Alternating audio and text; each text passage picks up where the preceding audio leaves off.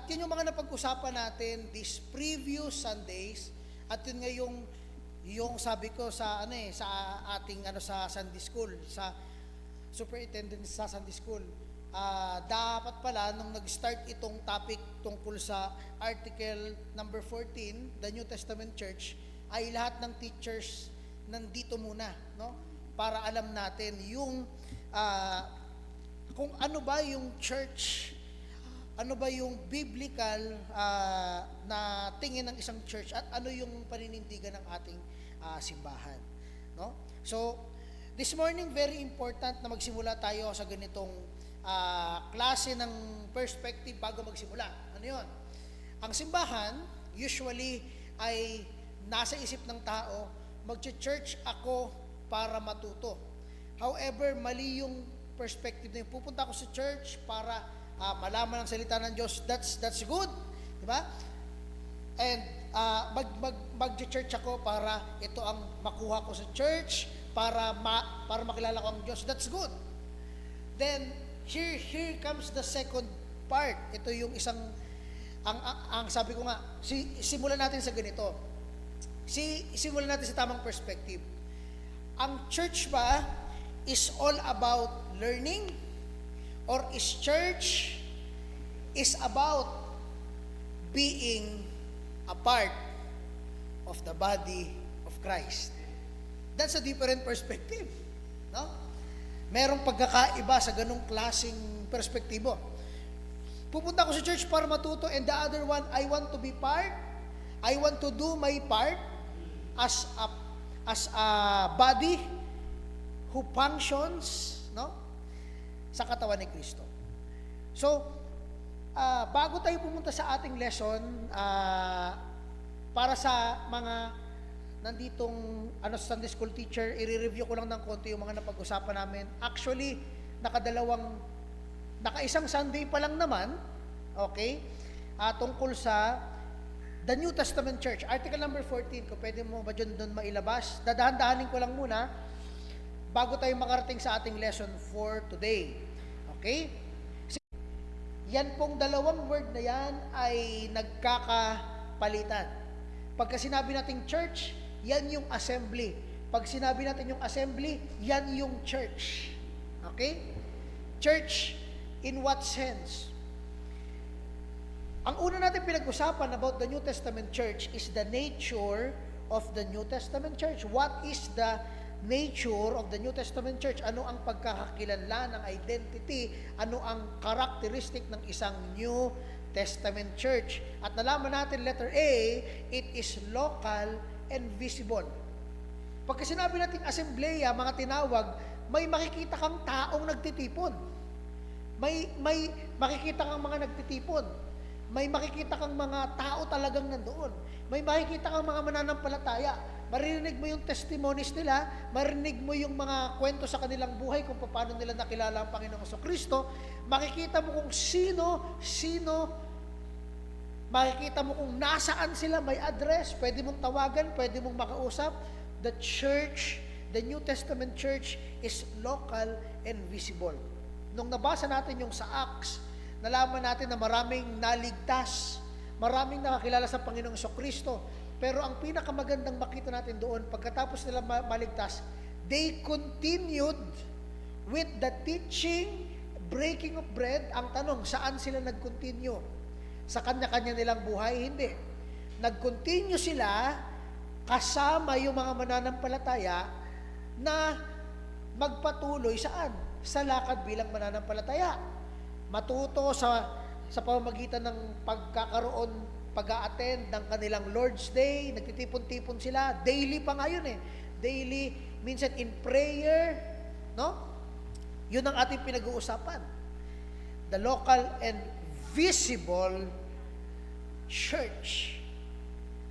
So, hindi na sa atin bago itong bagay na ito. Mahalaga na makita natin na ang nature ng New Testament Church is what? Is local and visible. Pangalawa, letter B. Ang New Testament Church, okay, kung nakakasunod kayo sa pagsusulat, sige, dadahan-dahanin ko lang para makasunod yung iba. Letter B, Ang pangalawang nature ng New Testament church is this. It's a congregation of scripturally. Doon pakipalitan yan, spiritually pala yung nalagay ko dyan. Scripturally, no? Let's be specific. Ano ibig sabihin? Bakit natin ginamit yung adjective or yung pang-describe na salita na scripturally? Dahil ang baptism ng believer ay hindi lang basta inilublob ka sa tubig, no? Ang baptism para ikaw ay maging member ng isang simbahan, ang baptism para ikaw ay maging member ng isang assembly ay isang publikong patotoo, confession na ikaw ay nakakilala sa Panginoon, alam mo ang iyong kasalanan, alam mo ang kahahantungan mo, pero nakilala mo ang Panginoon at ngayon na ikaw ay nananampalataya sa ginawa niya sa krus dahil wala nang ibang makapagliligtas sa iyo maliban sa ginawa ni Kristo sa krus para bayaran ng kasalanan mo. Yun ay isang public confession. Ikaw ngayon ay magsasabing, handa na akong sumunod sa Panginoon sa pamamagitan ng tubig ng bautismo.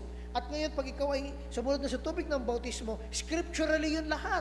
Ikaw ay nilubog kasama ni Kristo, ang iyong kasalanan ay kasamang nilibing, at pagkabuhay muli ni Kristo, ganun rin ang gagawin sa iyo na nagsisimbolo ng pagtaas mo muli sa tubig.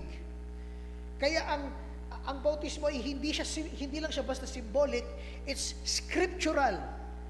Sabi ng Biblia, ikaw ay binuhay na kay Kristo. Ang buhay mo ay nakatago na kay Kristo. Anong ibig sabihin nun? Hindi ikaw ang naglinis ng sarili mo. Hindi ikaw ang nagbago ng sarili mo. Dahil sa ginawa ni Kristo, kaya ka nakakilala doon sa katotohanan na ikaw ay makasalanan at kailangan mo ng tagapagligtas. At dahil sa ginawa ni Kristo, nung nilubog ka doon sa tubig, at ikaw ay itinaas, hindi lang siya symbolic, it's scriptural, ang kasalanan mo kasama niyang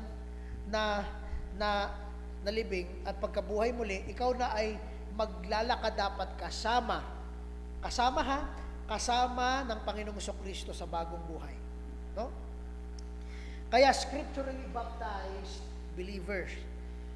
At yan ay makikita natin, hindi ko ata nalagay yung mga verses dyan. Matthew 28:19, Acts 2:41 and 47.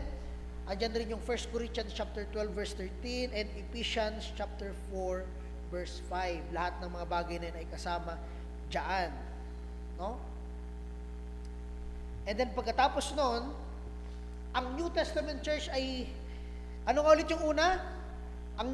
Ito po ay local and visible. Pangalawa, ito ay congregation of scripturally, sorry, nagkamali ako doon. Ang nalagay ko pala is spiritually. No, scripturally. Ang basis natin ay ang salita ng Diyos. Scripturally baptized believers. Kaya lahat ng membro sa assembleya na to, sa simbahang ito, ay mga scripturally baptized. No?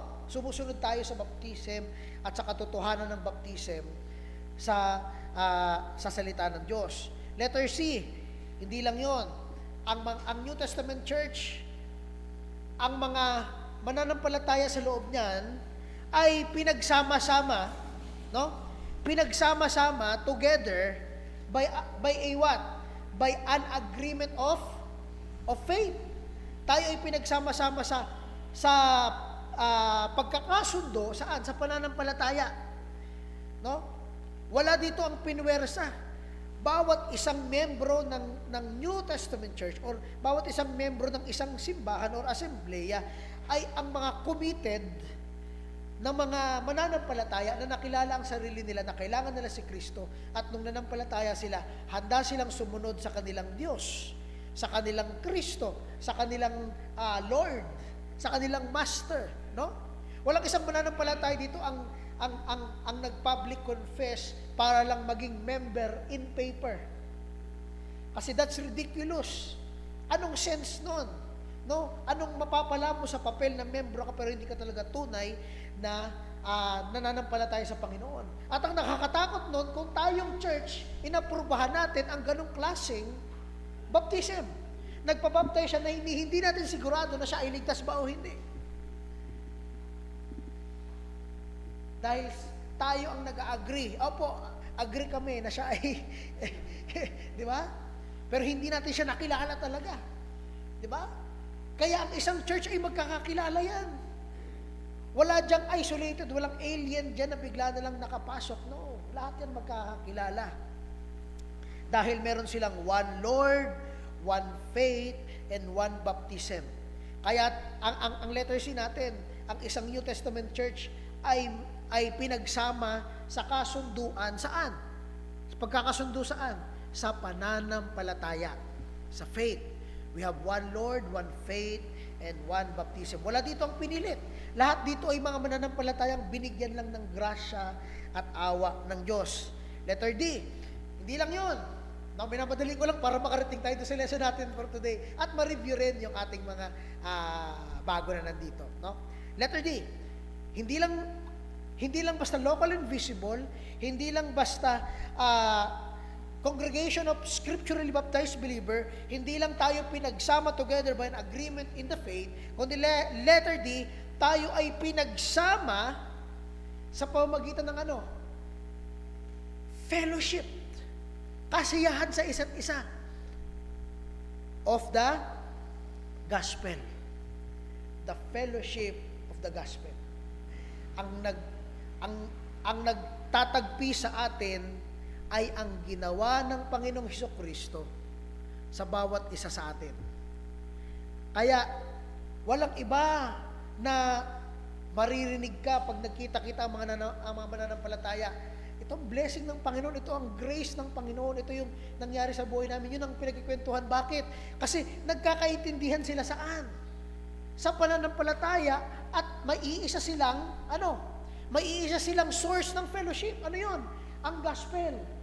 Pero ang delikado kung ang church natin nagtagpo-tampo yung mga mananampalataya tapos puro chismis ang pinag-uusapan. Delikado yan. Okay? Wag sana yan ang maging usapan sa simbahan ito. Yun ang dahilan kung bakit stricto rin tayo pagdating sa walang business na pag-uusapan sa loob ng church auditorium. No? Walang mag-uusap dito ng business. Kung may mag-uusap ng business, doon kayo sa labas. Kung magpipresenta ng inyong mga business, doon sa labas, meron tayo dyang hall. Pero sa loob ng ating chapel, ito ay para lang sa Panginoon, para sa fellowship ng gospel, para sa fellowship ng ating pananampalataya. Nakukuha po ba? That's why we are being straight and honest. Wala nang paligoy-ligoy. Ganun dapat ang isang simbahan. One Lord, one faith, one baptism, joined together, associated by the fellowship of the gospel. Ang central piece ng ating fellowship at kasiyahan natin ay yung ginawa ni Kristo para sa atin. No? Okay? Nakukuha po ba? Baka mamaya may mga nagtitipon-tipon na dyan, ha? Okay? In the fellowship of the gospel. And letter E, after this, is the New Testament church observes the ordinances instituted by Christ. Observes the ordinances. Ibig sabihin, syempre, kung si Kristo ang ating sinusunod, we obey God's commandment, no? At yung ordinances na binigay sa atin ni Kristo. Ano yung dalawang ordinance? Ano yung dalawang ordinance? Sige nga, kung may nakakaalala pa. Okay? Andun yung baptism, andun yung Lord's Supper. Andun rin yung ating Great Commission. Ano yung Great Commission natin? Go ye into all the world and preach the gospel. Yan, amen. Okay? Nakuha po ba yung first point?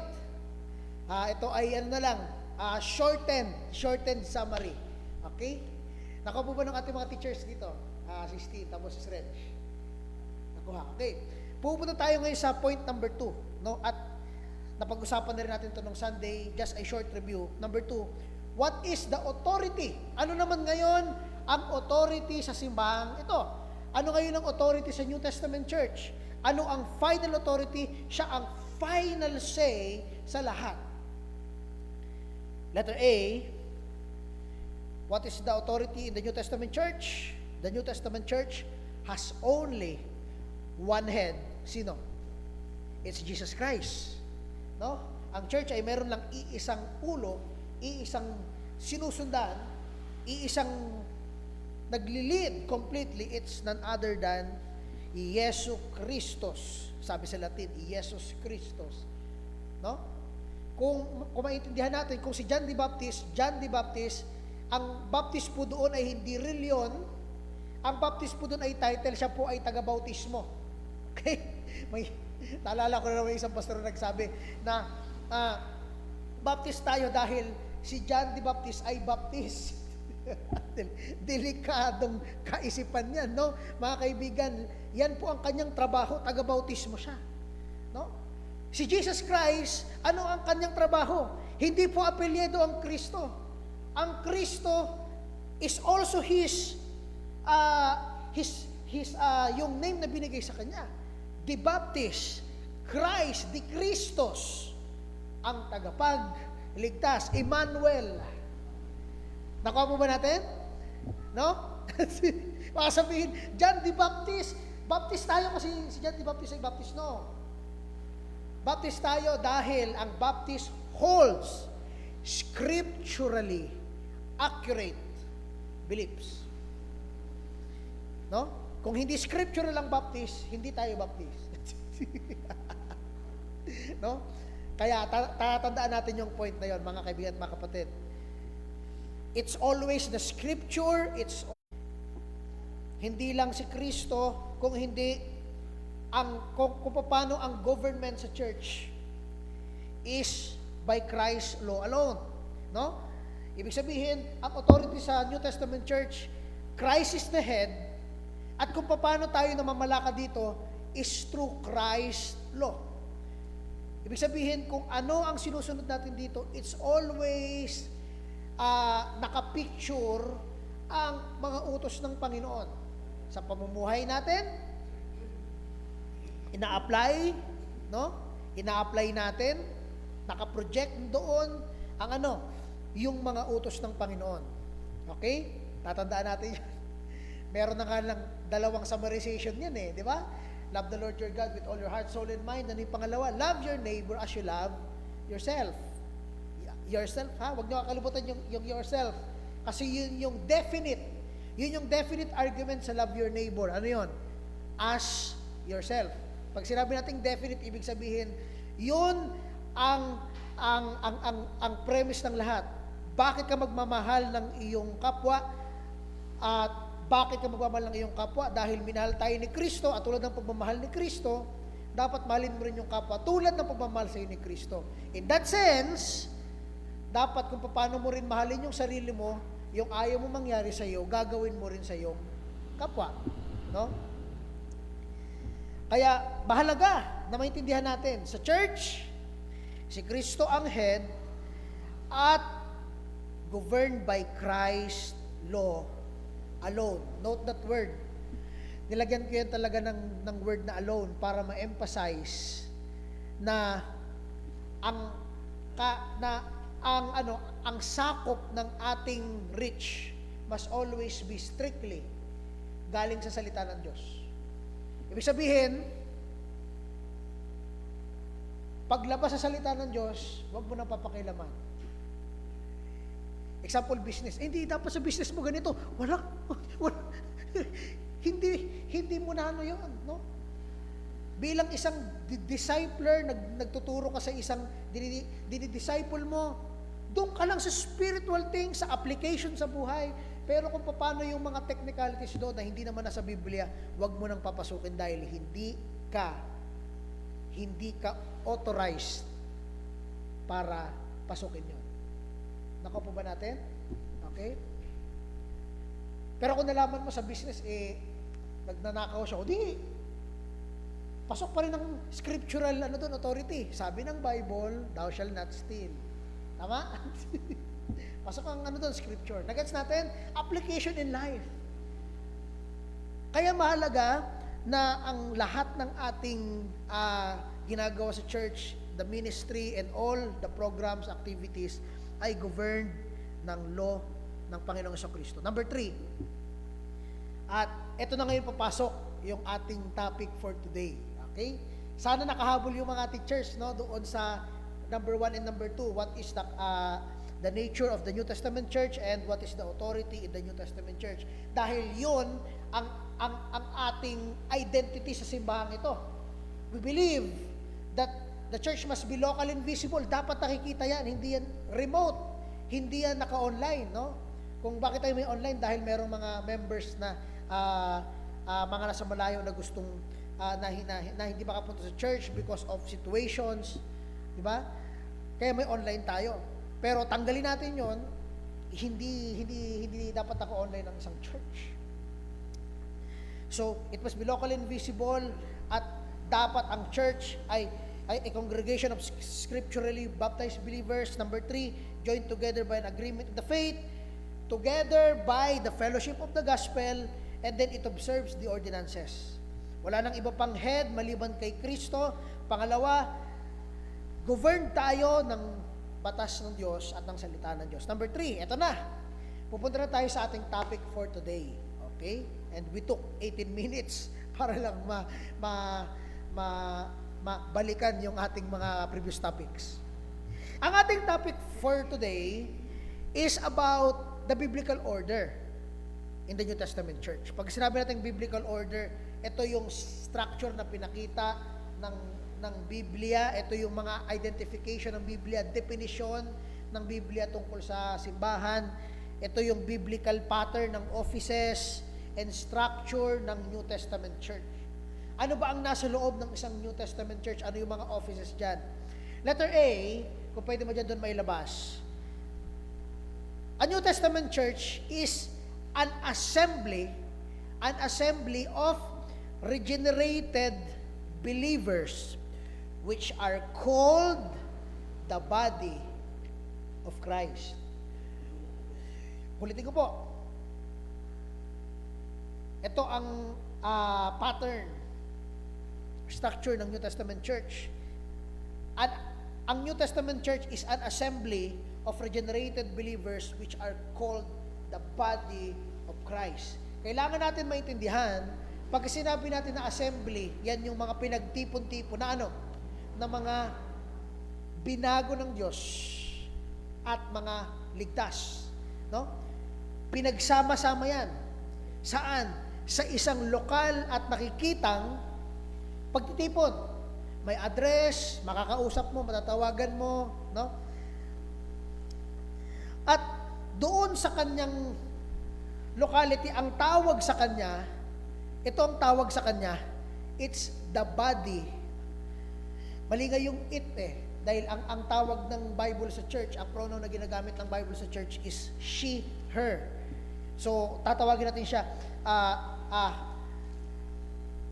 she is called as the body of Christ. Siya ay katawan ni Kristo. No? Let's open our Bibles on 1 Corinthians chapter 12, verse 27. Okay? 1 Corinthians chapter 12, verse 12 to 27 on your Bibles, please. Andiyan po ba kayo? Say amen. Amen. Okay. Babasahin po natin sa verse 27. Okay? Babasahin ko sa English, then isang Tagalog. Now you, itong pagturo dito ni Paul na you, ang kanyang subject ay hindi isang tao. Ang kanyang subject ay yung assembly. Yung pagtitipon. You. No? So pag sinabi niya ditong now you, he is talking to the assembly. Now you, ye are the body of Christ. The assembly, the church, is the body of Christ. Kung mapapansin nyo yung ye, you, yung ye dyan, ano yung sunod niya na word na ginamit? Plural or singular? Ano yung next na word niya na ginamit pagtapos nung now you, now ye? Ano yung next na word na ginamit niya? Singular or plural? Ano po? Ang R ay plural. Ibig sabihin, hindi siya tumutukoy sa isang tao, tumutukoy siya saan? Sa isang grupo, pero ang tawag niya is you. Now ye, now you, collectively, as isang grupo, now ye, the assembly, are the body of Christ. Pansinin nyo, ang body dyan is singular, plural. Singular or plural? Ano po? Singular. Singular siya na body, pero yung body na yon ay ano? In-explain sa next na phrase. And members in particular. Ibig sabihin, isang katawan, pero marami. Nagets natin? Now ye are the body of Christ and members in particular. You are members of it. Ibig sabihin, ang bawat isa ay meron kanya-kanyang special purpose and function sa church. Okay? Nakuha po ba natin? Nakakasunod po ba? Ibig sabihin, pag tinanong ka, ano ang nasa church? Nandun yung assembly. Ang church ay ang assembly. Andun yung mga mananampalatayang pinagtipon sa lugar na yon. No? Sa lokal na simbahan ng Kamalig. Sa lokal na simbahan ng Ginubatan. Sa lokal na simbahan ng Ligaw. Ng Tuburan, ng Pulanggi, ng Uwas. Sa lokal na simbahan ng Daraga and Legazpi. No? May mga pinagtipon-tipon doon ng mga mananampalataya na ang tawag ay church or assembly. Ang tawag sa kanila ay body of Christ. Okay? So, note, pwede ba dyan doon pakilabas? Ang isang Kristiyano na mananampalataya should join this local and visible assembly with which all the regenerated should affiliate. For this is the only kind of true church in the world today. Hindi online, hindi remote na church. No? Ang binanggit sa Biblia ay isang local and visible church. Nung nagkaligtas yung mga Hudyong mananampalataya sa Acts chapter 2, nung nag-preach si Peter, na yung pinako nyo sa krus ang mga pagliligtas sa inyo, sila po ay nagpatuloy. Saan? Kasama ng mga mananampalataya sa church ng Jerusalem, sa pagtitipon sa Jerusalem. Nakikita, nakakausap, kaya wala nang iba pang totoong simbahan maliban sa isang asembleyang nakikita. No? Nakukuha po ba natin? mga kaibigan at mga kapatid, nakukuha po ba natin? No? Paano po pag nagbakasyon ako ng mga 2 months sa ibang lugar? No? Ako po ba ay magagamit doon sa church na yon? It's not. No? Hindi ka magagamit hanggang hindi ka nakikipagparte doon sa assembly na yon.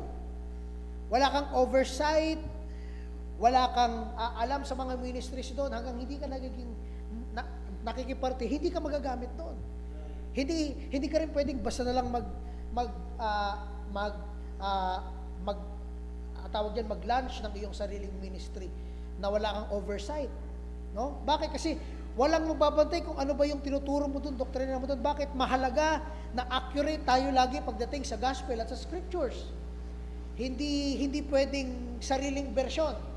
No? Ang sabi ni Paul, there is no other gospel. Kung may ibang gospel, let them be accursed. Mahirap yun. Baka masumpa tayo. Kaya mahalaga magpakabit tayo sa local church para laging meron tayong oversight sa mga bagay na ito. Kaya mahalaga ang church sa ating lipunan.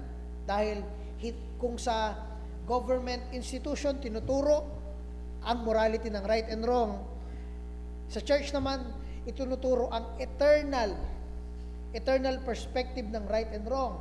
At ang eternal consequence kung ikaw ay hindi maging right sa harapan ng Diyos. No? Eternal consequence is none other than death. Eternal death na sinasabi sa Biblia. Kaya kailangan natin maging right. Kaso hindi nga natin kaya maging right. That's why we need Christ para maging right tayo sa harapan ng Diyos. Na hindi natin kayang gawin na tama ang sarili natin sa harapan ng Diyos. Tanging si Kristo lang. No? So, importante na ang isang Kristiyano ay accurate in doctrine, accurate in teaching, accurate in all things pagdating sa scriptures. Dahil kung hindi, maliligaw ka, maliligaw rin yung tuturuan mo, maliligaw yung pagmiministrihan mo. Note, next note doon, Christ as the head, and we are all parts of Christ's body. Okay?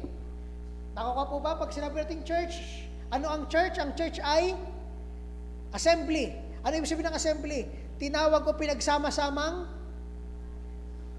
hindi lang basta tao, dahil pag pinagsama-samang tao, kahit sino yan, anong klaseng organization yan? Specific, pinagsama-samang ano? Regenerated believers, mga mananampalataya, mga binago ng Diyos, mga nakakilala sa kanilang sarili bilang makasalanan at binigyan ng awa ng Diyos through salvation. No? Nakukuha po ba? Okay? Pinagsama-samang mga mananampalataya. Ngayon, meron dalawang roles o parts tayong pag-uusapan na binigyan ng highlight sa salita ng Diyos sa loob ng asembleya, no?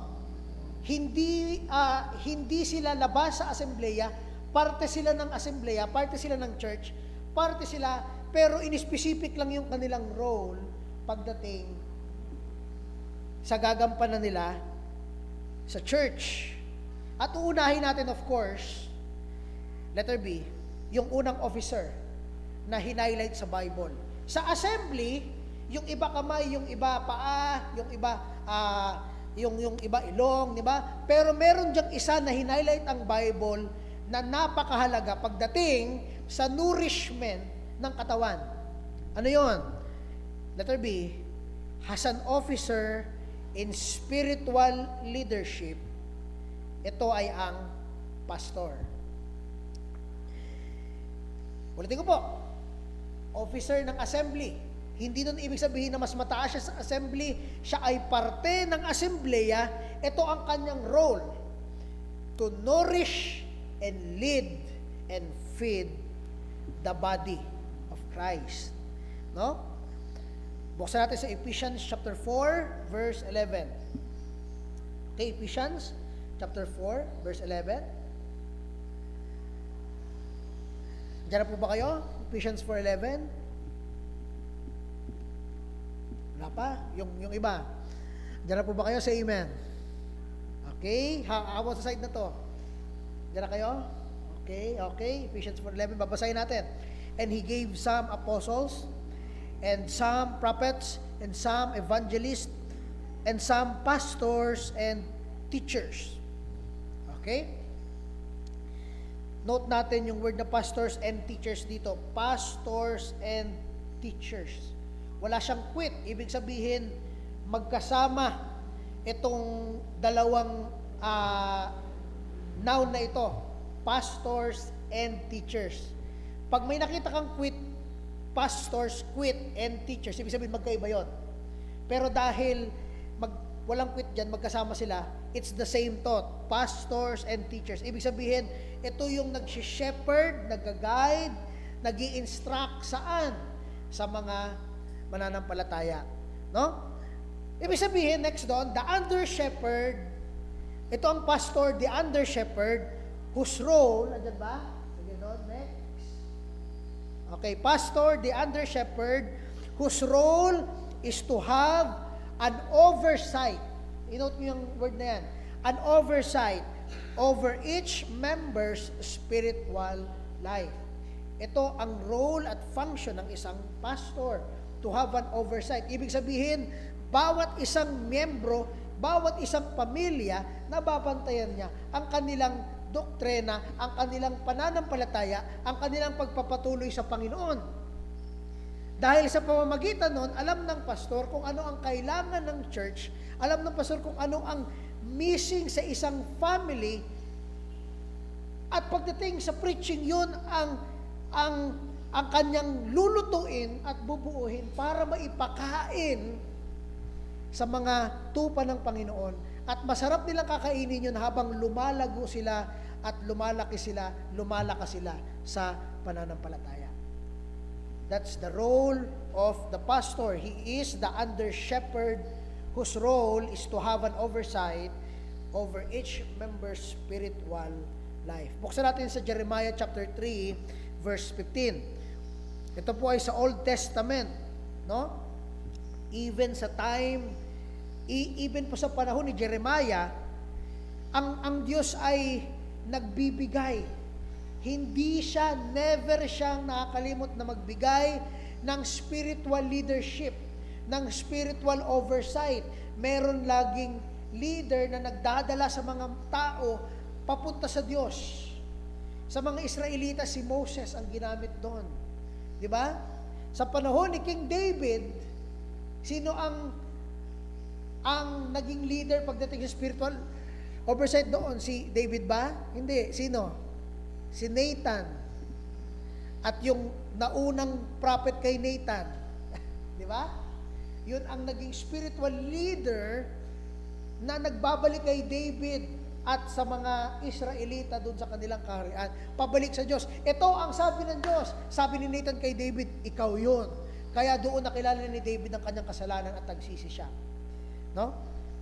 Hindi nagkukulang ang Diyos sa pagbibigay ng spiritual leader sa kanyang tao. So babasahin natin Jeremiah 3:15. Then I will give you, ano daw? Pastors. Shepherds, ito, sa ibang translation, I will give you shepherd. Pansinin niyo yun. Ang shepherd ay nag-aalaga ng tupa. No? I will give you shepherds, spiritual shepherds. Ito ang pastor. He is a spiritual shepherd. After mine heart, after my own heart. Ano ang kanyang gagawin?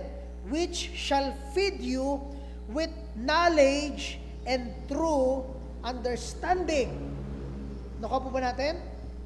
So ito ang goal ng isang pastor. Ang goal ng isang pastor is to guide, to lead, to nourish, to nurture the Lordship, being the head example of being Christ-like. Pwede mo ba dyan mailabas sa point natin? No? A pastor leads, nurtures, and feeds the Lordship, being the head example of being Christ-like. Mahalaga itong point na to na makita nyo ang bagay na ito.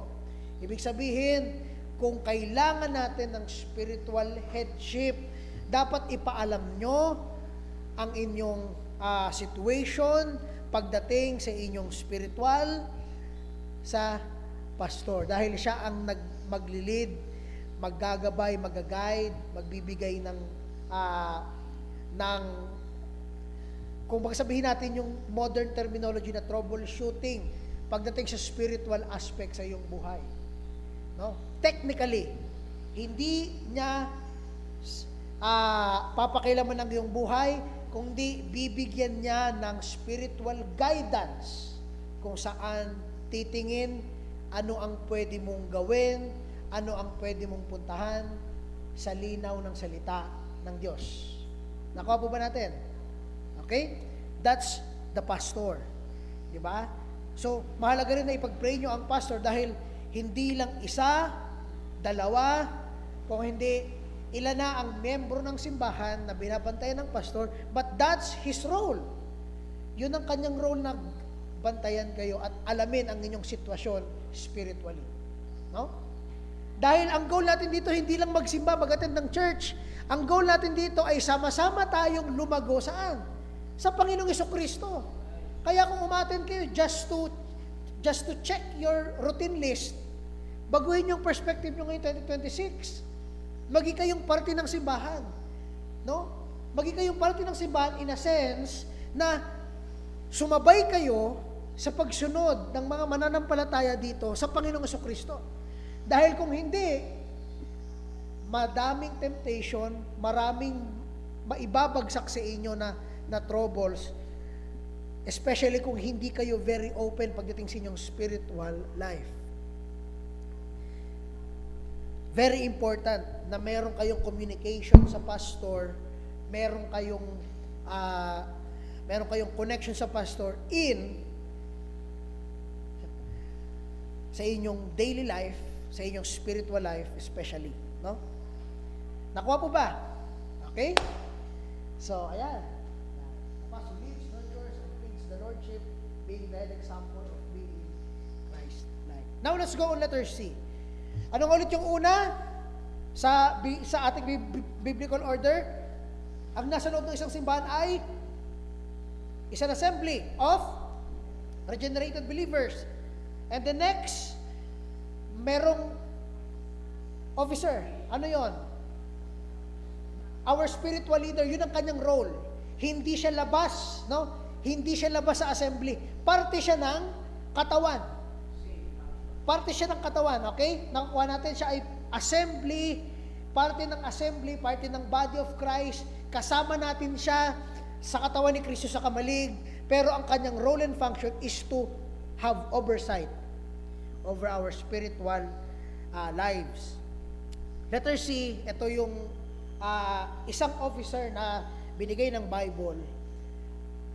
Letter C has an officer in servant leadership.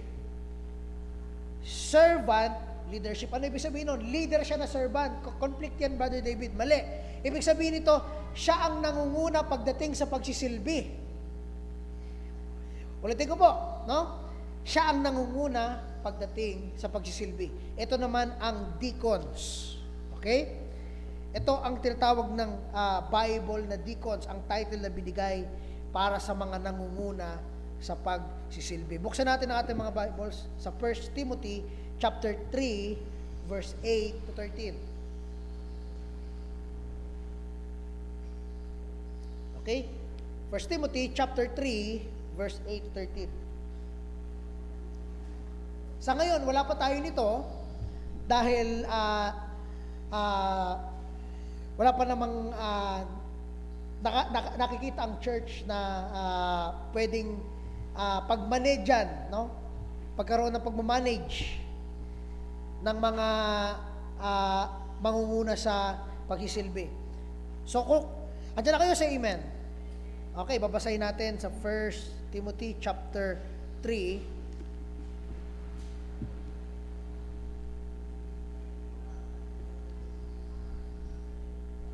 1 Timothy chapter 3, verse 8. Okay? Kasi yung verse 1 to 7 ay tungkol yan sa isang bishop or pastor or overseer. Ngayon sa verse 8, diyan nag-start yung pagdating sa deacons. Verse 8, nandiyan na kayo, sabi diyan, gayon din naman ang mga diakono ay dapat na unang-una, inote niyan, ano yan? Maging ano daw? Maging kagalang-galang. Okay? Must be grave. Maging kagalang-galang, hindi dalawang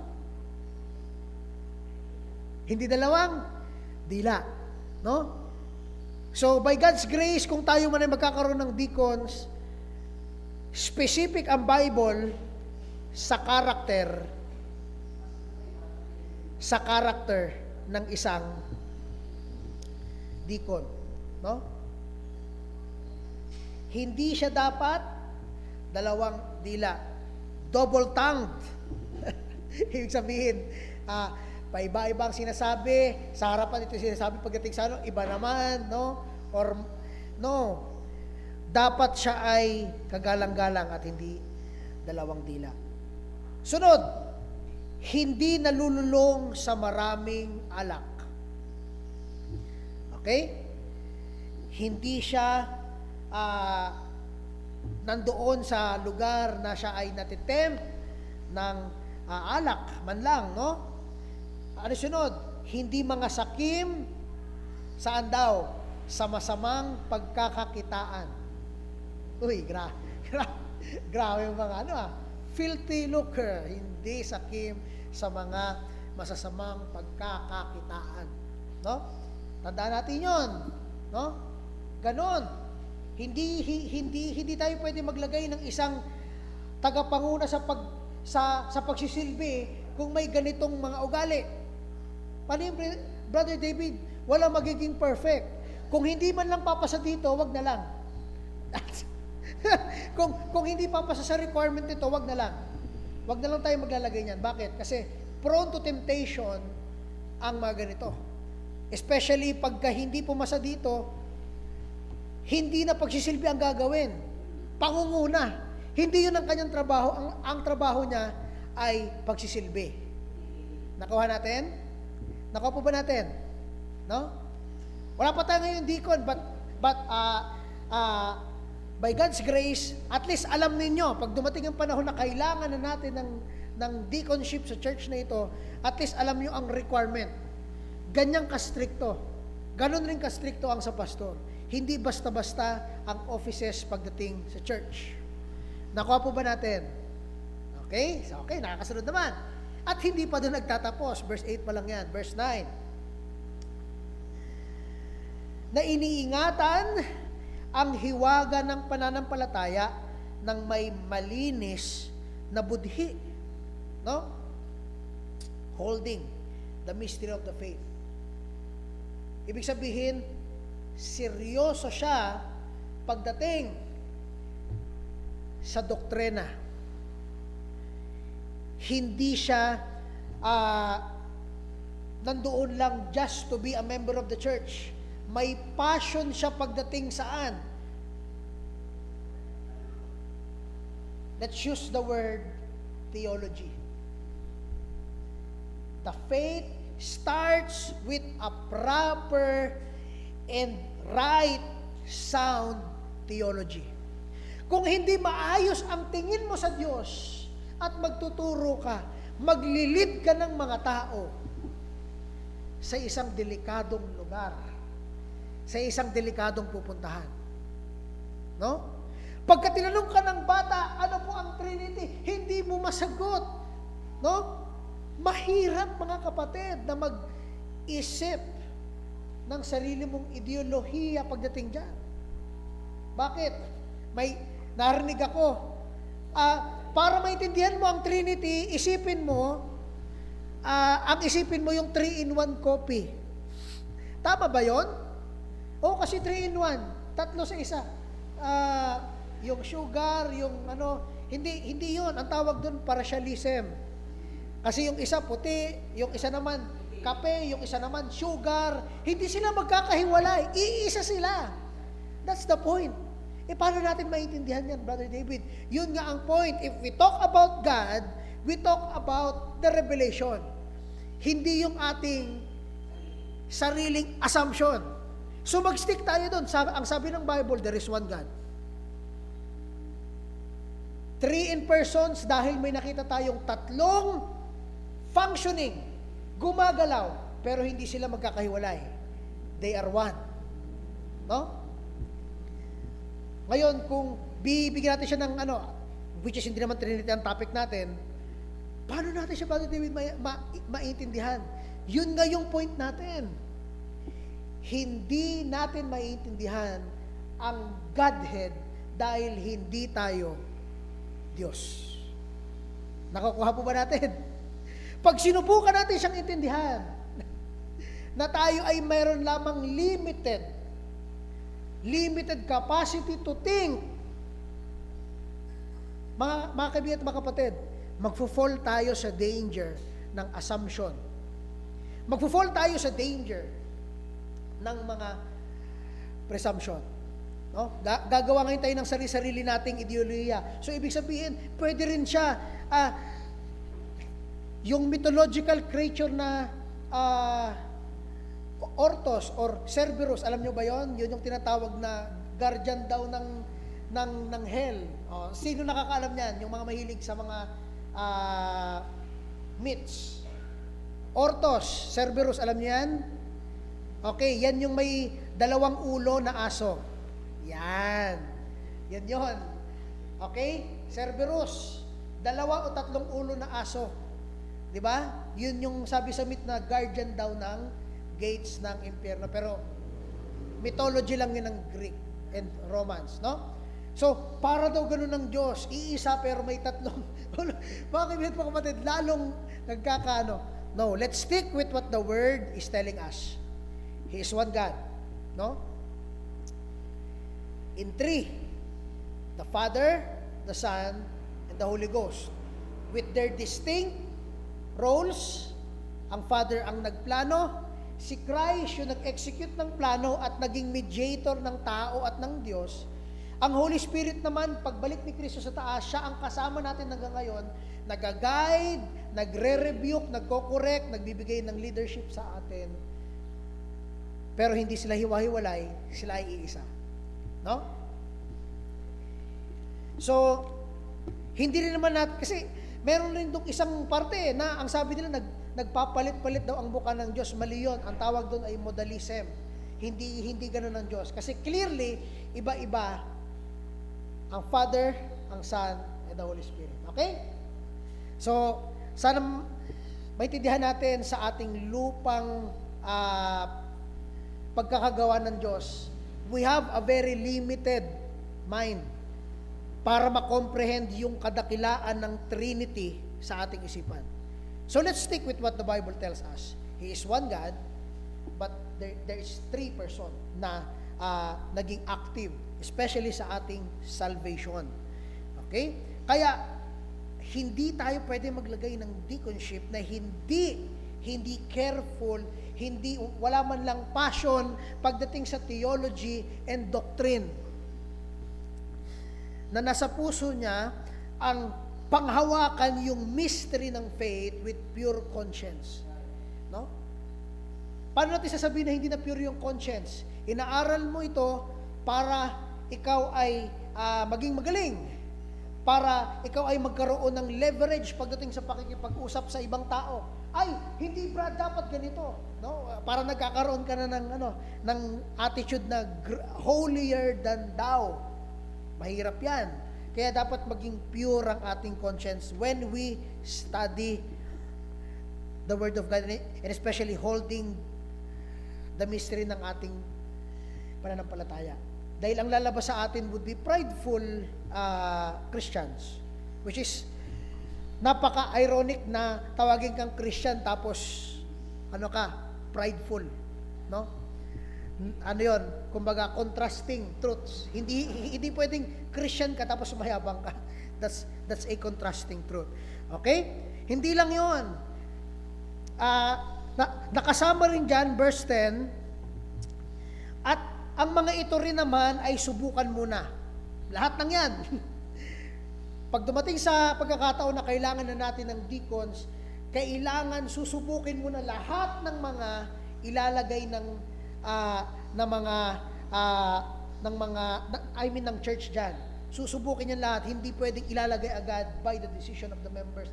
Lahat ay dapat susubukin sa mga bagay na ito. At kung mapatunayan na walang,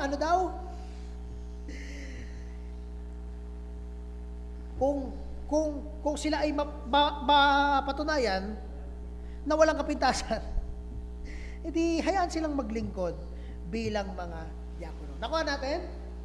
At kung may makitang wala silang kapintasan, then therefore, masasabi natin na sila ay ready na for this office. Nakuha po ba natin? Okay? Mahalaga ang mga distinction na ito. Bakit? Kasi without these requirements, kahit sino na lang ang ilalagay ng tao dyan. No? Ganon ang office ng pastor, ganon ang office ng deaconship ng mga nagsiserve sa church. Hindi siya pwedeng basta na lang ilagay doon na hindi nyo nasusubukan, hindi nyo kilala ang doktrina, at hindi natin alam kung ano ang kanyang background ng kanyang salvation. No? Doon ang nagiging fall ng karamihan ng mga churches. Ay, galing siya sa ibang church, marunong siya, paakitin sa pulpit. Wala tayong paakitin sa pulpit na hindi natin kilala.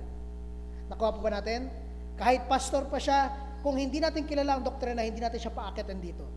Kaya bilang-bilang lang ang mga nakikita nyo nagiging speaker sa church na to. Nakuha po ba natin? No? Bakit? Kasi tayo ang mapoprotekta sa bahay-sambahan. Tayo ang body ng Panginoon. Kung hahayaan natin na mayroong isang tatayo dito na hindi naman siya ay isang nagpe-preach ng heresy, no? Which is malalaman naman natin, di ba? Dahil tayo naman ay sama-samang nag-aaral, then definitely, papaalisin natin, excuse me po, mali ang inyong tinuturo. Hindi yan pwede sa aming church. papababain natin siya dito sa pulpit. Nakaupo ba natin? Kasi mga kaibigan at mga kapatid, important ang tinatawag nating requirements pagdating sa church. Especially sa missionaries. No? Hindi lang tayo basta tumatanggap ng mga missionary na hindi naman natin kilala at hindi natin naririnig ang kanyang doktrina. Okay? Nakuha po ba natin? Nakuha po ba? Nakasunod ba lahat? Yun ang deaconship. Next doon. The deacon serves the sheep. Nakita niyo yun? The deacon serves the sheep and supports the pastor and lives as an example of being Christ-like. Ang deacon ay hindi leadership role. Ito ay servant role at supportive role sa pastor. Nakuha po ba natin? Nakuha po ba natin mga kapatid? Mahalaga itong bagay na ito. Okay? The pastor leads, nourishes, nurtures, and leads the sheep. Yung deacons naman serves the sheep. That's the difference, no? Supportive ang deacon sa pastor at ang pastor naman ang nag-lead sa tupa ng Panginoon bilang under shepherd ng Panginoon. That's the biblical order of the church. Now, note doon, pakilabas. Again, hindi hiwalay si pastor and deacon. They are still part of the assembly. Ito lang yung kanilang role. No?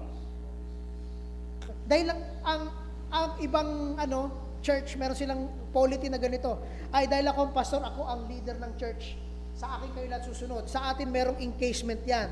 Basta nasa loob ng salita ng Diyos. Yun ang authority ng pastor. Sa labas nun, wala. Okay? Strictly under the scriptural implication, no? At ng mga commandment at statutes ng Diyos. Note, the body of Christ complements each other. Kaya naglagay ng deacon, kaya naglagay ng pastor, dahil kailangan ito ng body. No? It does not conflict with each other of the roles. May mga sarili-sarili silang function as one body. Yan ang structure ng church. And lastly, ihabol na natin to. Pagbigyan nyo na ako hanggang 10:20 para next Sunday tapos na natin ang article number 14. Okay. Nakakasunod po ba? Okay? Sana hindi naman ito information dump sa inyo, ha? So number 4, ang tanong is kaya pa ba? Kaya pa ba number 4? Okay? Para habang nandito kayo lahat, malaman nyo ang structure ng church. Number 4, what is our church polity? What is our church polity? Ano ibig sabihin niyo? Ba't kasi English ka magturo? Ano ibig sabihin ng word na polity? Okay, Don, pwede ba pakilabas dyan? Ano pang ibig sabihin ng word na polity? Ibig sabihin niyan, church polity means the system of governance, management, and authority structure within a church. No? So, diyan natin dinidefine kung paano ba ginagawa ang mga desisyon, sino ang nagli-lead, sa iba may bishop, elders ng congregation, at yung relationship between local churches, paano ba tayo nakikiayon sa ibang churches and mga denomination. No? Lahat ng yan ay kasama dito sa ating church polity. Okay? At yan ang isang importante pag-uusapan natin. Bakit? Kasi para malaman nyo kung paano tayo nakipag-associate. Hindi lang tayo basta-basta, ay church ka, church rin tayo, fellowship tayo. Meron tayong grounds pagdating dito. What is our church polity? Okay? Tandaan natin, the system of governance, management, and authority structure within the church. Meron akong tatlong ipipresent sa inyo na pinakakilala sa buong mundo na tatlong polity na meron ng mga churches. Una, yung tinatawag nating episcopal. Ang episcopal, itong klaseng church governance na to is hierarchical. Ibig sabihin, meron siyang 1, 2, 3, 4 na mga offices. No? Yung number 1, yun ang may hawak ng ng say, ng final say, no? At andoon yung bishop or yung pope, no? Or yung pinakamataas na position nila, kung ano man tawag doon. I don't know. Pero yun ang tinatawag na episcopal. Ibig sabihin, hierarchical siya, at yung pinakamataas holds significant authority. 'Di ba? O yung overseers ng mga para siyang ganyan, no? Tapos meron siyang mga churches under niya, churches under pa noon, hanggang sa mga lokal. Okay? Ganon ang episcopal governance. So, andoon na kasama syempre yung mga kilala natin, Roman Catholic, Anglican, Orthodox churches, andoon yan. Meron niyang iisang pinanggagalingan ng kanilang final say, di ba? So, pag nagsabi yung pinakamataas na, okay, next Sunday, dapat lahat ng mga babae ay yellow ang buhok. Dapat lahat na yellow ang buhok. Gets natin? Yun lang ay example kung paano siya. So, in application, pag nagsabi ang ito na ngayon ang ating doctrine, lahat ng nasa baba ay susunod doon sa nasa taas. Siya ang may hawak ng significant authority, yung nasa pinakataas. Yan ang episcopal. Okay? Next tayo, ito naman ang church governance na tinatawag nating Presbyterian. Ang Presbyterian is governed, itong governance na to, they are governed by elected elders, o yung tinatawag nilang presbyters, no? Need natin itong aralin kasi hindi dapat tayo makapag-misrepresent ng ibang no? So, lahat yan, ito ang na tinutukoy. May mga elected elders or presbyters na nagre-represent sa congregation. So, ibig sabihin, usually ganito ang nangyari, merong mga churches na ganito, no? Yung mga elders na yon, sila yung nagdadala ng mga sa loobin ng mga members, yung mga next na gagawin, ito yung vision, ito yung decision, tapos lalagay ngayon yan sa group of elders at ipepresenta yan, tapos pagbobotohan kung ano yung magiging desisyon ng mga elders na yun. Okay? So, hindi lang yun. Kasi, possible na magkaroon sila ng association na sa church na to, example, may mga elders, 3 elders. Sa church naman ng Ginubatan, meron rin 3 elders. Meron yung isang association na merong isang elder dito, may isang elder rin doon na magbubuo rin ng isang association. At doon, yun ang parang nagbibigay ng linaw sa mga issue, problem, or mga doctrinal conflicts. Doon pinag-uusapan yan, and etc. Ganun po ang Presbyterian. At ang mga nandito ay yung ibang Reformed, yung ibang mga Presbyterian churches. This is also a very good, opinion ko lang, no? This is also a very good na klaseng governance kasi merong pinag-accountabilityhan ang mga elders. By the way, ang pastor nila dito is also an elder, no? Ang elder sa church nila ay nagti-teach ng spiritual teaching. So, ang spiritual leader nila dito ay yung elder. Okay? At meron dong isang elder na yun yung kanilang main pastor. So, kaya meron silang senior pastor, junior pastor, kasi yun yung kanilang role na nilagay. Pero lahat yun ay mga elders. Okay? Nagets natin? Ngayon, may accountability yon ng mga elders na yon doon sa group of elders rin na na-elect sa taas. Ayan. So, parang siya, hindi naman siya hierarchy, meron siyang soberanong accountable sa mga churches. So, pag may isang church na may narinig silang ibang doktrina na ang tinuturo ng elders or pastor, yung grupo ng elders na yun na nasa taas, iko-correct. Oy, iba na yung doctrine na yan. Nakuha po ba natin? Ayan. So, yun ang isang picture ng Presbyterian governance. Ngayon punta naman tayo sa next. Ito naman ay tinatawag na congregational. Ang congregational naman, each local church is autonomous. Ibig sabihin, independent. Hindi nakaasa sa kahit na kaninong church or association or denomination. Ito ay self-governing with final decision resting with the congregation. So, diyan karamihan yung mga independent churches ay kasama. So, ang question, hulaan nyo kung ano dyan, ay di, meron pa palang pang-apat, next doon. Ito yung tinatawag na hybrid. Meron ring hybrid na na klase ng mga pag-govern sa church, no?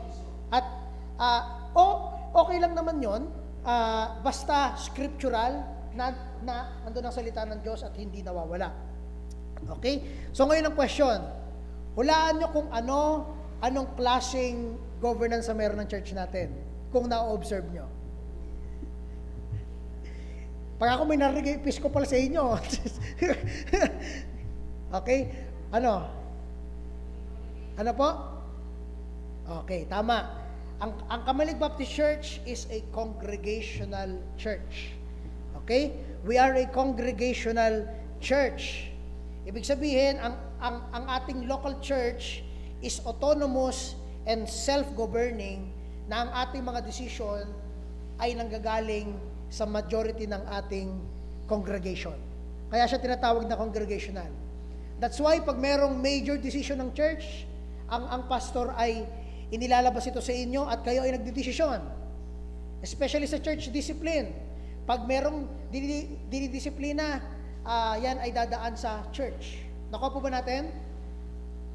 So Kamalig Baptist Church is a congregational church. Yung sabi, uy, congregational pala tayo. No, akala ko episcopal. Joke lang. No. So, congregational church tayo. Okay? Bigyan natin ng konting at siguro magtatapos na tayo dito sa dalawang point na ito. At I hope makuha natin to hanggang 10-15 para 5 minutes meron pa tayong question and answer. Kasi tamang-tama, ang lahat ng Sunday school teachers ay nandito naman. Letter A, pagdating sa Kamalig Baptist Church as a congregational church, letter A, in governance, we believe assemblies must have, ito yung una, absolute right to self-government as led by the Holy Spirit. It means, mga kaibigan at mga kapatid, pag sinabing absolute right, walang makakaagaw, walang makakataas sa decision ng congregation. Kahit anong church pa yan, kahit malaking church pa yan sa labas, kahit kilalang pastor yan or kung sino man yan sa labas ng church, walang epekto ang kanilang desisyon sa loob. Dahil ang desisyon, ang final say sa church na to would always be the decision of the congregation. Amen po ba? Amen? Bakit natin to kailangan malaman? Kasi pag may narinig kayong isang na dapat sa church yung ganito, dapat sa church yung ganyan. Brother, pastor, meron po tayong kanya-kanyang church autonomy. Meron tayo kanya-kanyang church discernment. Kung ang pinapakita sa inyong discernment ng Holy Spirit ay ganito, that's good. Diba? Pero kung ang nakikita sa church ay ito, then yun ang leading ng Spirit sa church na to. Diba? Iba-iba ang leading ng Holy Spirit sa iba't ibang church. Diba? Maliban kung ang akala nilang leading ng Holy Spirit ay pag-iiba na ng doktrina. hindi na Diyos si Kristo. Naku, delikado na, hindi yan Holy Spirit. Ibang spirito yan. No? At usually, nanggagaling lang naman yan sa mga pastor-led church. No? Pastor, preacher, dictatorship churches. Hindi sila led by the congregation, by the multitude of elders, deacons, and pastor, kung hindi led sila ng isang tao lang. Kaya pag nagbago ng doktrina ng isang tao na yon, susunod yung lahat ng church. Yung iba naman na ayaw doon sa doktrina na yon, aalis, may split ang church. Diba? That's why sa loob ng isang church, pag may narinig kayong na tinuturo ko na hindi biblical, sabihin niyo, Brother David, mali yan. Then that's good. Diba? I-discuss natin kung saan mali, pag-usapan natin. Diba? Yan ang isang assembly. Yan ang isang church. We have absolute right to self-government as led by the Holy Spirit. Note, kung isulat niyo na sa inyong mga notes yan. Sige, next. In a congregational church, the pastor leads by guidance and teaching, but the final decision-making authority for the church direction rests with the entire local assembly as they seek the mind of Christ together. Yan po ang itsura ng isang self-governing church. No? Pero hindi naman ibig sabihin no na kahit yung mga minor ay idadaan natin sa ganun. Hindi na. No? Sasabihin, Pastor, gusto po namin palitan ang pintura ng church. I-voting natin. Pintura ng ano. Yung iba yellow, yung iba pink. Grabe naman yan. Pati ba naman yan, pagpuputuhan pa? Hindi na. Kumbaga, kung ano yung kaya natin gawin na natin para sa Panginoon. Okay ba? Nakakasunod ba? Baka, ayan, yung brand ng tissue sa CR. Pastor, dapat safeguard ang ano natin sa CR. Grabe naman. Kung kayang bumili ka na, hindi na kailangan pagbotohan yan. Only on major decision makings. Nakuha po ba, mga kapatid? Okay? Baka mamaya, ang dami ng lumapit kay Pastor, gusto ko pong palutan yung halaman dyan sa harapan. Gusto ko ganito yung itsura. Di ba? So hindi na. Only on major decision making. Example, meron tayong indiscipline or merong galing sa ibang church na magpapamember sa church na ito. That's a major decision making. Bago natin siya maging kaisa sa assembleya na ito, dapat kilala natin siya. Kaya magtatanong kayo, ano po bang history nyo? Paano kayo naligtas? Diba? Dahil merong iba, late na nila nalaman na yung kaligtasan pala ng member na naging member sa kanila, nanaginip ako. Nakita ko si Kristo, naligtas ako noon. Na ngayon, pag tinanong mo, pag ikaw namatay ngayon, sigurado ka ng iyong kaligtasan. Bilang sa makasalanan, hindi ka naman masagot. Yun ang mahirap. Yes po.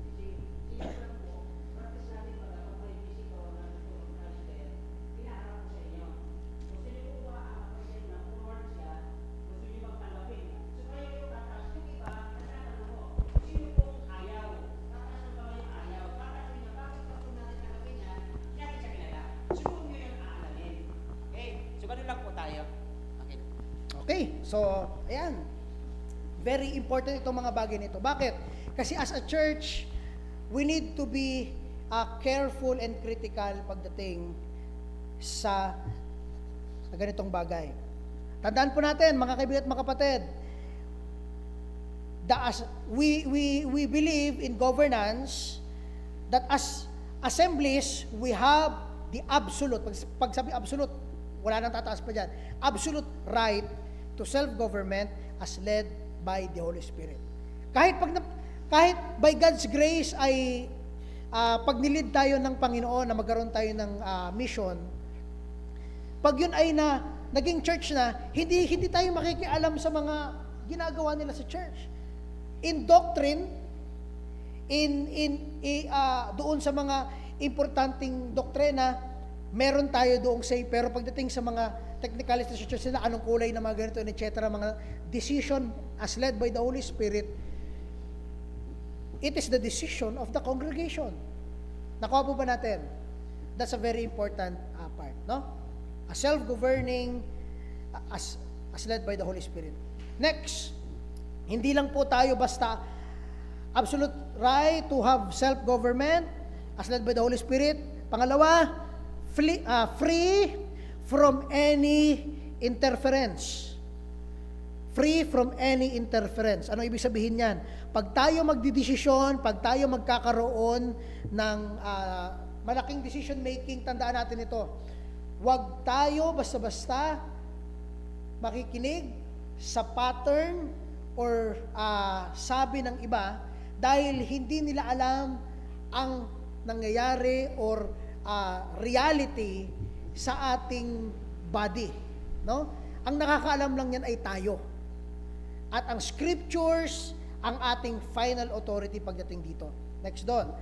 Free from any interference, whatsoever interference from any organization, group, convention, association, and individual.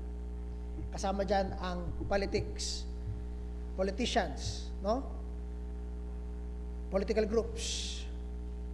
Wala dapat say ang mga yan pagdating sa decision ng church. Dahil ang church must be self-governing. We have the right to self-govern. Meron tayong autonomy as led by the Holy Spirit. Okay? Note, next doon, no decision of other churches or association of churches would be acknowledged as binding on this church, no? Hindi po. So, hindi porke may narinig kayo, oy, si church sa ganito, narinig ko. Meron daw palang kahalagahan sa kulay ng green. Kaya nagpa-green sila ng kanilang church. Dapat green na rin yung ating tema, di ba? Yung ganon. No. Mga kaibigan at mga kapatid, as led by the Holy Spirit, ipag-pray mo. Ganun ba kahalaga yung kulay para dalhin sa notice ng lahat ng members ng congregation na ito? Di ba? Pag-pray mo muna yan. Tapos, at saka mo sabihin kay Pastor, dilita ko ng Holy Spirit na dapat maging green ang kulay ng ating simbahan. Di ba? So, mga gano'n na sample para light lang, hindi kayo masyadong mabigatan. Pero, in truth, tandaan natin, walang kahit na anong decision from outside would be binding sa bawat isa sa atin. Hindi tayo mapipilitan kasi ginawa nila. Walang mapipilitan sa loob o ang church natin hindi mapipilitan dahil ang isang church ginawa ang ganito. Nakuha po ba natin? Okay? Ayan, amen. Diba? So, example, meron kayong church na rin, doon sa isang church, tinanggal nila lahat ng Tagalog, KJV lang. Para daw pure ang kanilang mga Bible sa church. Ngayon, nandito tayo, merong isang member na pumunta dito, mga kapatid, dapat maging pure ang church natin, dapat KJV lang ang ating So ngayon, magdidesisyon ang church. Pag-uusapan natin yan, church, ito yung suggestion, lahat daw ng Bible sa atin, KJV. Meron magsasabi, paano yung hindi makaintindi ng English? Paano yung Tayo nakakaintindi ng sitwasyon. No? Kaya magbobotohan. Okay? Gets natin? Okay, ayan. Sana nakukuha. Next, only the assembly has the right to govern itself as they are led by the Holy Spirit in submission. Tanda natin to. In submission to the only head and authority of the church, which is Christ. Wala nang ibang tataas sa assembly, sa mga offices, maliban sa Panginoong Kristo. Yan ang overarching authority natin sa church. No? Sumusunod lang tayo doon sa kagustuhan ng Panginoong Kristo para sa church na ito. Kaya bawat decision, yun ang basis, bawat gagawin ng church, meron tayong pinagmumulan. Ano yun? Yung mga turo, application ng turo, doktrina na ibinigay sa atin ng Panginoong Kristo. Application sa buhay, application sa spiritual, pagdating sa pananampalataya, sa kaligtasan at sa eternidad ng buhay. Lahat ng mga bagay na yan ay galing sa Panginoong Kristo at yan ang faith na tinatayuan natin sa church na ito. Kaya hindi pwedeng may ibang maging authority or binding maliban sa paglilid ng Holy Spirit sa church na to kung saan tayo pupunta. That's why paghapon meron tayong nag-start tayo ngayon ng church-wide na discussion for our 2026. Ano ang gusto nyo mangyari ng 2026? What are your suggestions? Di ba? At sana pinag-pray niyo yan, sana nakapagsulat kayo para mamayang hapon, marami-rami tayong pag-uusapan. No? Okay? Every decision this assembly makes is of their own judgment, led by the Holy Spirit as part of Christ's body.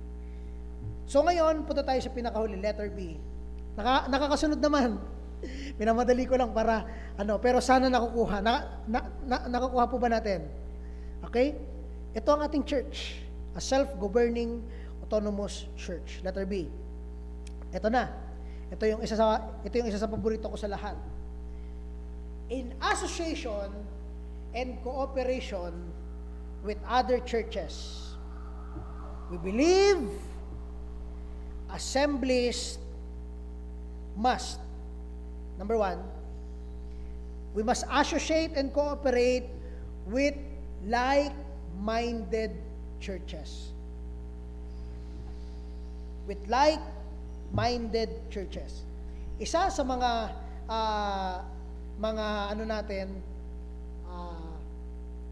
hindi naman natin sasabihin na prerequisite, kundi sasabihin natin na parang grounds kung tayo ay makipag-fellowship sa isang church ay kung meron silang same mind sa dalawang bagay na ito. Una, next doon, for the furtherance of the gospel. Diba? Pangalawa, in doctrines of the Word of God. Kung tayo makipag-associate or cooperate sa isang church, either sa dalawang bagay na ito, tayo ay merong cooperation para ma-share ang gospel, ma-preach ang gospel. Secondly, tayo ay makipag-associate and cooperate sa ibang church pagdating sa doktrina. Fellowship sa doktrina para mas matutunan pa, para pag-aralan ang doktrina, theology, or yung salita ng Diyos, or lahat ng nasa scope na yon, pwede tayo dyan makipag-fellowship and cooperate. Okay? Bakit dapat natin tumalaman itong dalawang bagay na to? Dahil kung tayo ay makikipag-fellowship sa ibang church dahil meron tayong business, hindi natin papayagan yan dito. Kung business ang dahilan para kumita yung dalawang church, no, hindi yan pwede dito. No? Hindi natin nahayaan yun. Huwag natin lalagyan ng ibang motibo yung ating cooperation at association sa ibang church. Itong dalawa ang pinaka-priority. Ngayon, pwede rin naman fellowship, no? Pero saang fellowship? Kung example, Valentine's fellowship ng mga churches, di ba? Sasali ba kayo doon? Kumukunot na agad mo ang mukha niya, di ba? Siyempre hindi. For what? Kung yun ay for preaching of the gospel, pero tayo ay sumusunod sa content ng mundong ito, then hindi tayo sasama doon. Di ba? It's very important na maintindihan natin ang association and cooperation with other churches ay meron ring pros and cons. That's why meron tayo laging priority for the furtherance of the gospel at para sa doktrina. Okay? Hindi lang yon. Number 2, if we would be associating or cooperating with other churches, number 2, the assembly will be the only sole human judge of how we should associate or cooperate. Ibig sabihin, mga kaibigan at mga kapatid, tayo ang magbibigay ng measure or decision kung paano tayo makikipag-cooperate o kung paano natin yun gagawin. Dahil kung bibigyan natin ito ng pansin, dito nagkakaroon ng isang malaking danger sa mga churches na nagkakaroon ng fellowship. In what sense? Example, itong church, meron tayong church na ka-fellowship na alam nating nag-harbor. Anong nag-harbor? Parang nagkukupkop ng isang kilalang pastor na nagkasala, umalis sa church niya, doon umaattend sa church na yon. So ngayon, alam natin na yung pastor na yun ay nandoon, under discipline siya sa isang church, umalis siya sa church na yun, pumunta sa church na to, naka-fellowship natin. Example. No? So, tayo ang magiging sole human judge kung tayo ba ay makikipag-cooperate pa or hindi na. Bakit? Kasi, ulitin ko, as led by the Holy Spirit, kung nakokompromiso yung ating standards, yung ating pananampalataya sa loob ng church na ito, ibababa natin yun para lang ma-maintain ang fellowship sa church na to, na kaibigan natin, pero ganito yung practice. Tayo magdidesisyon yan, as led by the Holy Spirit. Pero for sure, pag binrout out sa inyo ang ganyang problem, disassociation na. Nakakasunod ba? Mahalaga, ang ganitong mga bagay, hindi lang basta normal na fellowship ang ginagawa natin. Kahit na tayo naki-fellowship sa ibang churches, nandoon yung ating faith, nandoon yung ating doctrines, nandoon yung ating standard. Ang Kamalig Baptist Church ay Kamalig Baptist Church. We follow the Lord, we follow Christ. Stick tayo kung anong nasa Biblia. Pag sa labas nun, wala na. Di ba? Meron doong pagkakat na dapat natin gagawin. Nakakuha po ba? Hindi na natin maabot, pero I think next Sunday ay matatapos natin to. Pagdating doon sa ano yung mga bagay na binabrand natin as unscriptural, yung hindi dapat natin ka-fellowship. Pag-usapan natin yan next Sunday, hindi na kasi natin aabutin. Pero ngayon, stick muna tayo dito. Tayo dapat ang sole human judge of how we should associate and cooperate. Ngayon, pag may nagsabi ng church, na ibang church, bakit hindi na kayo nakipag-fellowship? Dapat makipag-fellowship kayo doon sa church na yun. Dapat ganito. Ulitin ko, ano yung stand natin? Ano yung stand natin? Tayo ay self-governing, autonomous, as led by the Holy Spirit. So kung ang desisyon ng congregation is to not fellowship with a church, then that's our leading. No? At pinagpipray naman yan ng buong church bago magdesisyon. Diba?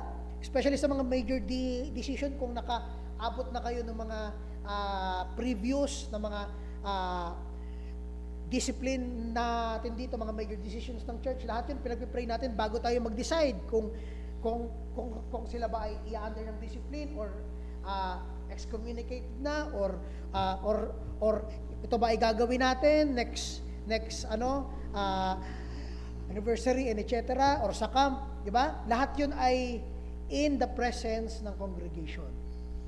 Kaya tingnan natin itong note na to. Only Christ and the Word is above the assembly in truth, doctrine, decision, her vision, in how she conducts her ministries and mission. Sa taas ng lahat ng yan, si Kristo lang dapat ang nasa final authority ng simbahan ito. So, syempre, pag may nakita kayong unscriptural na ginagawa ng ibang church, naka-fellowship natin at nakita nyong hindi yon biblical,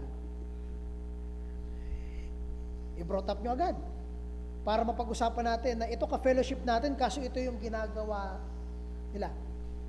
Nakukuha po ba natin, church? Are you there? Okay?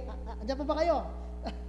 Okay? Tayo to, pinag-usapan natin to. It's very important because the church is this local and visible body. Accountable tayo sa isa't isa, no?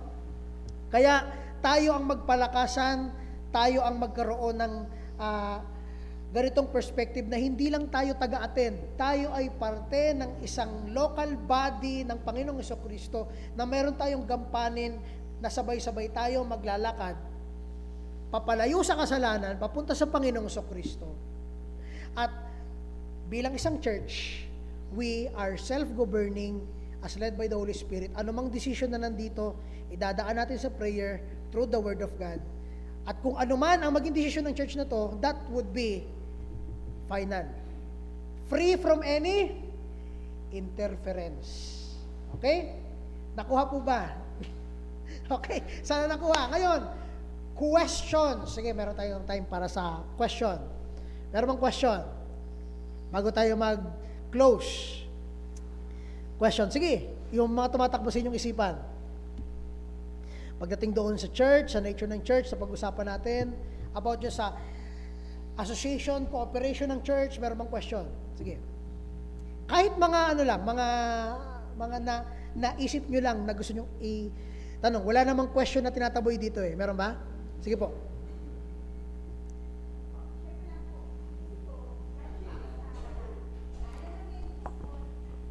Ang pinanggalingan ko po ay Fundamentalist Baptist Church. Ngayon po, nagkaroon doon sa mga naririnig ko doon, dahil hindi naman po ako masyado nagtagal talaga doon, months lang po talaga ang tinagal ko doon. Naririnig ko lang doon, parang hanggang ngayon, dala-dala ko yun na kapag ang pangalan ng church is Bible Baptist Church, dala-dala ko na talaga siya na, by works, o kaya charismatic. Ngayon, kapag halimbawa yung speaker natin dyan, na doon marating galing sa ganong pangalan, at yung mga churches na pinupuntahan natin, nag-observe ako, sabi ko, hindi naman. Hindi naman. Oo, hindi naman sila by work. Talaga nagbabantay ako. Hindi naman sila by works, hindi naman sila charismatic ang datingan nila. Bakit po kaya may ganong pangalan? Bakit may kaibahan tayo sa pangalan ng iba? Kagaya nito, Bible Baptist Church yan. At alam ko, charismatic yan sila. Ito pong nandito sa Males Lottery House. At ayun po, anong kaibahan natin? Bakit ganon? Pangalawa po, pangalawang tanong ko po, Brad, since independent tayo, parang ano yung limitasyon natin? Halimbawa,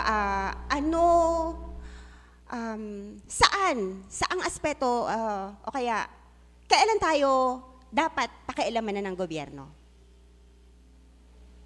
Okay, sige. Doon mo tayo sa first na first na question. Una, isa ang matututunan mo doon sa na-observe mo, sis. Okay? Sis Carissa, ito, isa ang matututunan mo doon sa na-observe mo. Hindi ibig sabihin na label ABC, yun na talaga ang kanilang gagawin. Baptist ka, baptist rin ang turo mo, baptist rin ang galawan mo. Yun ang matututunan mo. Hindi tayo nakabase sa label.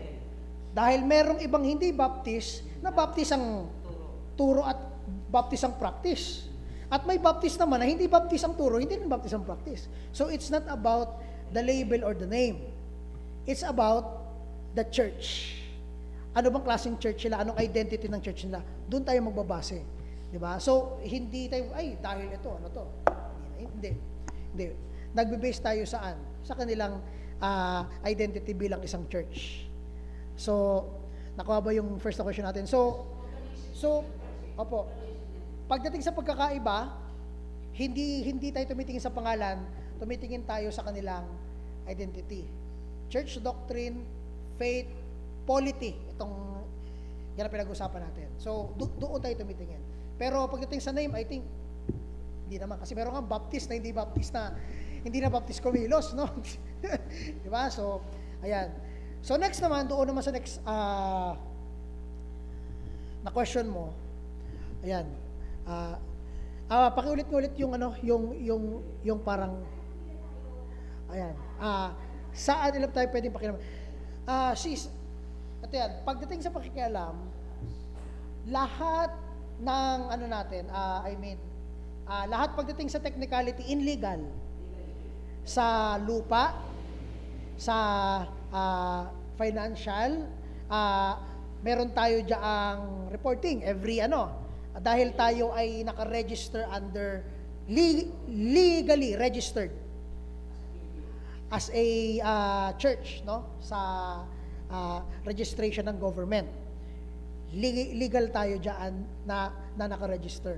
So, doon sa mga parte na yon, in legal matters, pagdating doon sa mga bagay na binanggit ko, doon tayo pwedeng bigyan ng ng notice, ganyan, ng government, or example sa ano ng church, example, yung tulad nung doon sa nagpaalala ng mga policemen natin na maglagay tayo ng CCTV, para rin naman yun sa atin, no?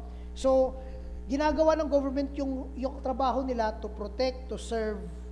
Kaya doon sa part na yon, sa pagsisilbi nila, pwede tayo nilang anuhan. Pero pag lagpas na doon, pwede tayong kumuha ng ating legal na attorney para tumulong sa atin kung labas na doon sa kanilang pagsisilbi. Sobrang doon sa pagsisilbi nila. Takwa po ba? Ngayon, pagdating naman sa government ng church sa loob, walang ano doon ang government na, no? So, meron self-government ang church sa loob niya. Nakuha mo ba siya, sis? No? So, hindi pa sabihin ng government. Hindi, dapat ang pastor diyan ito. Anong say ng government doon? Wala. No? Ang congregation ang nagde-decide ng mga bagay na 'yon. Okay? So, income, wala naman tayong income eh. No? Dahil pagdating diyan, hindi income ang word na ginagamit natin diyan. Yung ating giving sa Panginoon, yun ay mga voluntary na ating donation sa church na ginagamit rin naman natin para sa church.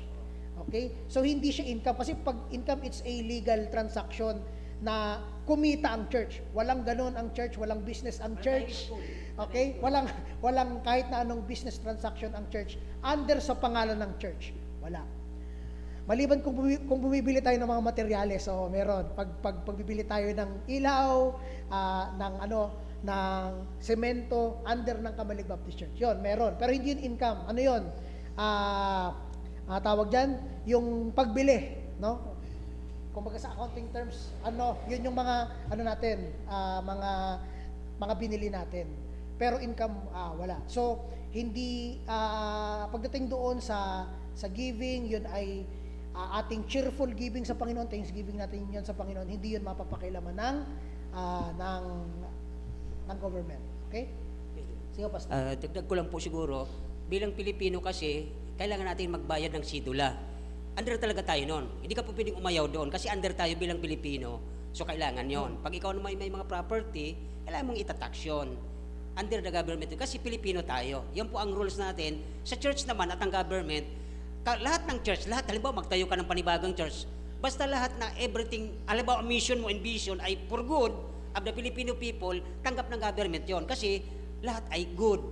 So, tanggap yan ng government. Ganun po ang gobyerno natin. Kung nakakabuti sa lahat, tanggap yan. Okay? So, yun po lang ang kunting dagdag. Okay, so nasagot ba yung question? In legal matters, yes, pero pagka sumobra, pwede rin tayo kumuha ng legal para ma-question yung sobra na yung Okay. Pero pagka governance sa loob, walang doon ang government. Pagdating naman sa walang income, kung hindi, ayun ay donation for the church also. No? So, ayan. Meron pa bang question? Sige. Para natin ng mga... Sige po.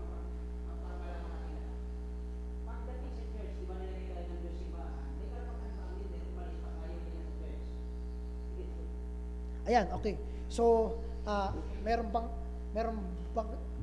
nakarapatan umalis ang member? So, in that na scenario, merong dalawa. Una, pag yung church na kinabibilangan mo ay nakita mong hindi na scriptural lang tinuturo at itinaas mo sa pastor, itinaas mo sa preacher, officer ng church, ay parang hindi tama at hindi ka pinakinggan, walang nakinig sa iyong question at walang nag-usap-usap tungkol doon sa walang discussion, then yan ay isang church na sarado pagdating sa hindi yan congregational pagkaganyan. Yan ay preacher dictatorship na klase ng governance. umalis ka na dyan. Dahil hindi na scriptural, tapos mag-stay ka pa, delikado yan. Di ba?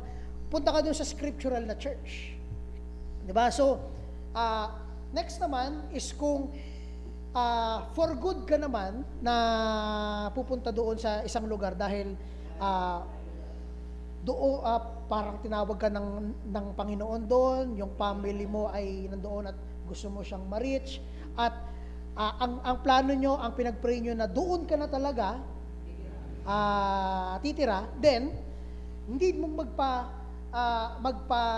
magpalipat na doon sa ano. So ikaw ay magpapaalam na dito, aalis ka sa church na to, hindi in a bad way, kung hindi aalis ka kasi gusto mo na mag-ministry doon sa pupuntahan mo at i-stayan mo na for good, na may local church doon na magpapakabit ka naman. Ulit. Okay? So, yun ang dalawang way ng pag-alis rightly. Opo. Opo. Kung send out naman po kasi, Pastor, ano yun member pa rin natin pero nag-ano pa rin siya. Hanggang sa dumating yung time na church na yon, doon na talaga siya. No? So, yun ang isang titingnan natin. Pero doon sa dalawang picture na yon, mag-aano po yung pag-alis ng maayos ng isang pagka hindi na talaga tama ang tinuturo, yung pwede ka nang maghanap ng church na scriptural. And then next naman, pag ikaw naman ay mag-for good sa isang place, then that's the time na ikaw ay magpapaalam na para umalis.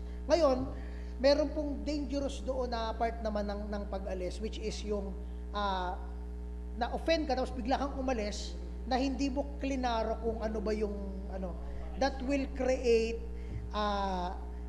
schism pagdating sa'yo at doon sa ibang members. Ibig sabihin, pag-alis mo na walang paalam, sasama ang loob mo sa kanila, sasama rin ang loob nila sa iyo kasi hindi mo nilinaw kung bakit ka aalis. No? Dahil lang naman sa difference ng doctrine, okay lang naman yun. Kasi mas mabibless pa nga kami kung doon ka atin sa mas mabibless ka. Diba? Kung saan ka lalago. No? So, yun po ang perspectives na pwede natin makita pagdating po doon sa pag-alis. Opo. Ayan, follow-up question pagdating doon. Sige. Wala na at nasulitin niyo to habang may time at question. May set akong Okay. Kung wala nang follow-up, ganito kasi, may isang pastor na hindi niya napapakain yung congregation, tapos nag-alisan sila. Okay. Po. Yung pastor, hindi niya na mapakain ng maayos yung congregation kasi trabaho niya magpakain. Kaso hindi niya mapakain, nagutom siguro, nag-alisan. So, kung bibigyan natin siya ng picture, parang itong ilong mo, hindi na siya nakakaamoy. So, dahil hindi na siya nakakaamoy, tatanggalin mo lahat ng katawan. Dahil lang sa isang ilong. So, mag-aalisan yung kamay, yung paa, dahil lang sa isang. Hindi.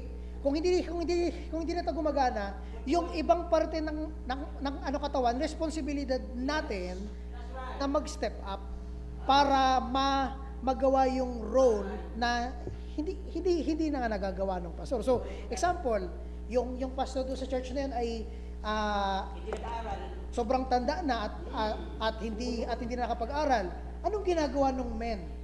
Para hindi sila magkaroon ng puso na mag-aral rin ako ng salita ng Diyos, ayusin ko sarili ko para makatulong ako sa pagpapakain sa spiritual needs ng church. Nakuha po ba natin? Kasi dahil sa hindi nakakaamoy, tanggalin yung tenga, tanggalin na yung kamay, aalis na yung paa dahil yung ilong hindi nakakaamoy. So that's kung ang tawag natin yan, that's ridiculous kumbaga. No? So, as a church, yun ang ating gampanin. Opo. Opo. Opo. So, yun rin ang dahilan kung bakit pag may nakita kayo sa leader ninyo na mali na ang doctrine na tinuturo, kayo ang magsalita.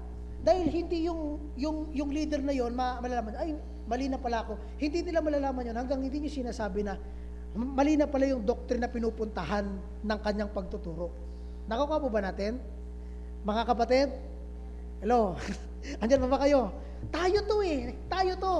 Walang ibang makikialam dito. So, pag dumating yung time na matanda na rin yung mga leaders dito at need na ng bago talaga na handle pagdating sa pagpupastor, then yung church ang kikilatis kung sino ba ang maayos, doctrinal sa mga napag-aralan natin. Meron tayong mga doctrines, meron tayong standard, may articles of faith tayo na itong tao na to ay agreeing doon sa mga articles na yon, they stand doon sa articles na yon, then yun ang pipiliin ng church. Yun ang ipagpipray ng church. Nakukuha po ba natin? No? Tayo yon. Hindi yun ang ibang tao. Without interference, tayo ay self-governing. Nakukuha po ba natin?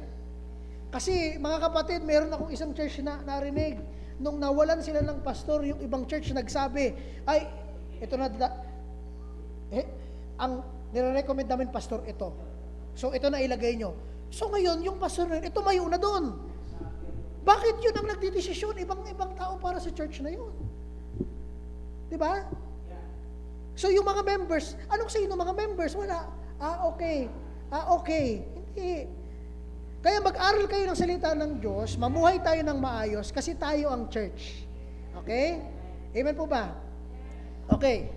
So meron pang question? Sige. Okay? Wala na? Okay? Kung wala na, next Sunday ay tatapusin natin ito pagdating doon sa ano yung mga binabrand natin as unscriptural. Ano yung mga hindi, pag may nakita tayong ganito sa isang church, hindi na tayo makipag-fellowship sa kanila. Or hindi natin dapat ito gagawin o gagayain sa church na to. Kasi unscriptural siya. Okay? Very important ang mga bagay na yan. Pag-usapan natin yan next Sunday. So kung wala na, tayo po yung magsitayo, tayo mag-close para magkaroon tayo ng mga at least 2 minutes for a break.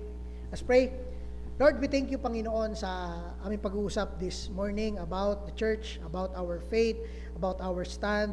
As a church, Panginoon, kami isang katawan, hindi kami, Panginoon, pastor, preacher, leader, dictatorship, Panginoon, na may isa lang na nagsasabi dito. Kundi, Panginoon, lahat kami ay may leading ang Holy Spirit. We ask and pray, Panginoon, i-guide niyo po ang church na ito na sumunod po sa inyo, kayo ang maging authority. Submit po, Lord, ang church na ito, Panginoon, sa inyo. Help us na wag malayo sa katotohanan ito. Salamat, Panginoon. Binabalik ko pong lahat ng kapurihan sa inyong pangalan. Sa pangalan ni Jesus, sa tagapagligtas. Amen. Amen. Naka 2 hours tayong discuss.